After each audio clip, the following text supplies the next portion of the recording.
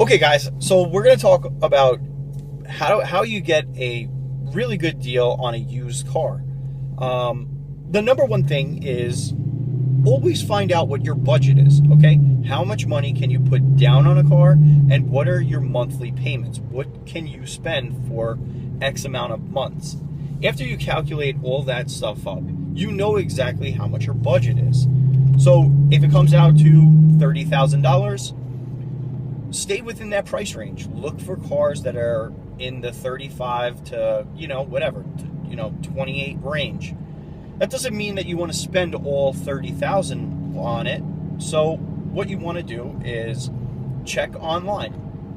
Now, a lot of times, online prices are bogus, especially when a car is freshly listed. A lot of companies, what they do is they put up a bogus price to make it look competitive, okay?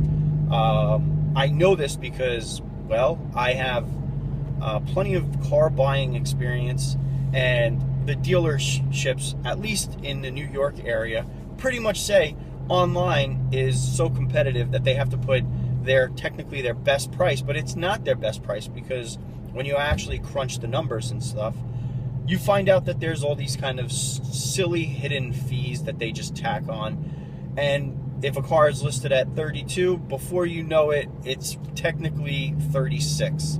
And you're like, where the heck did the $4,000 come from? But the idea that the point that I'm trying to make is find out your budget.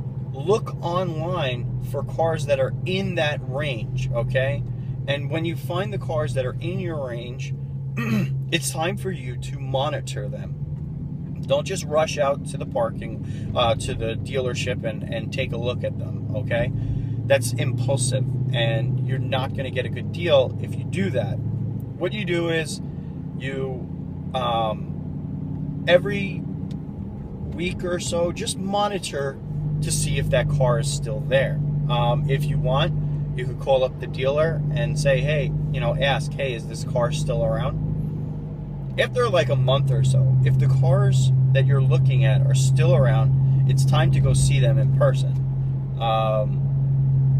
So what are you trying to do? Why would you wait a month? Well, the idea is that you're trying to create as much leverage as possible. The longer you wait on a car, and the longer a car is sitting on a lot, the more leverage you have.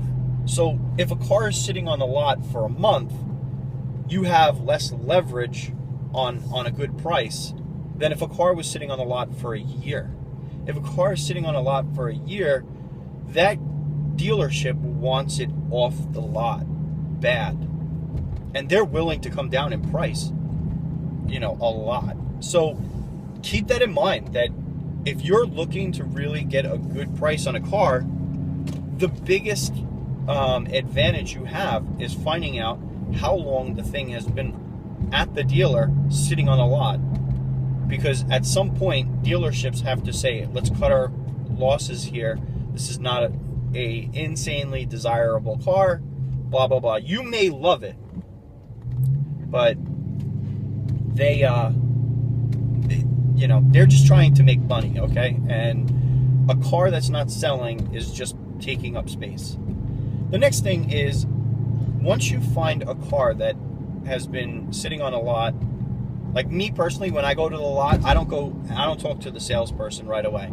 If they come up to me, I just say, hey, listen, I'm good. I'll let you know when I'm ready. I try and seek out someone that moves the car, okay? Or someone that is not a salesperson that works at the dealer. And usually, these people know how long the car has been on the lot. Ask them how long this car has been around.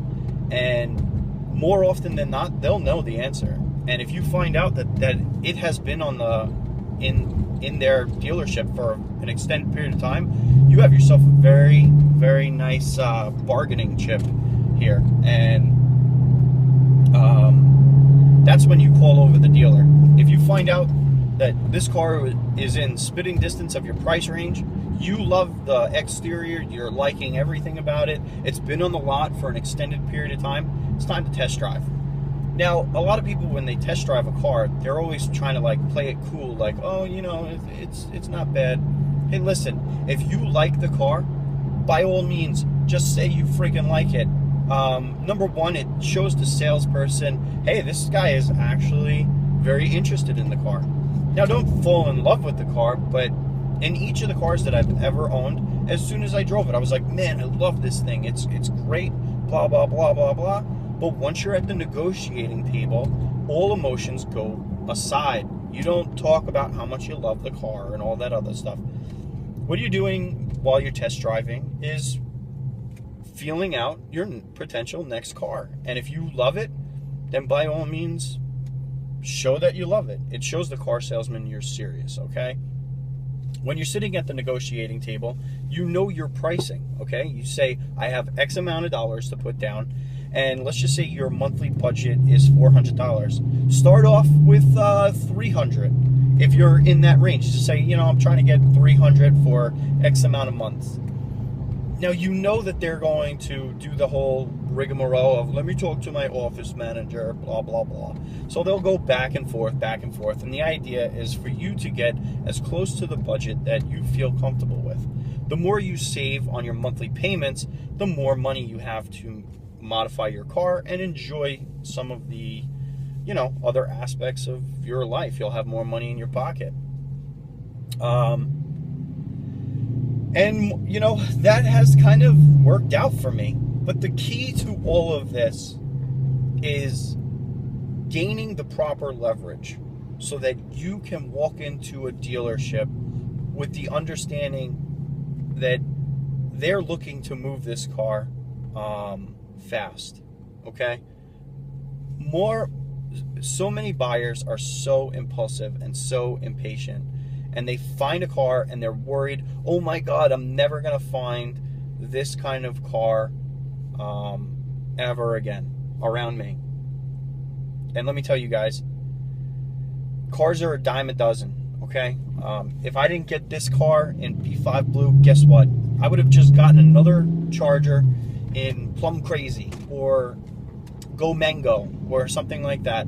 Listen, I love B5. It's one of my favorite colored cars, but don't get married to a car. If you're trying to get a deal. If you're not trying to get a deal, then by all means, pay top dollar for what it is that you want. My wife is very, very picky with her cars. So she never gets a deal. Because when she finally actually spots a car that she likes, she needs to have it. Otherwise, we'll be looking for several months. So, me, I'm all about the deal. I want the leverage. I want the money in my pocket. And that's how I do it.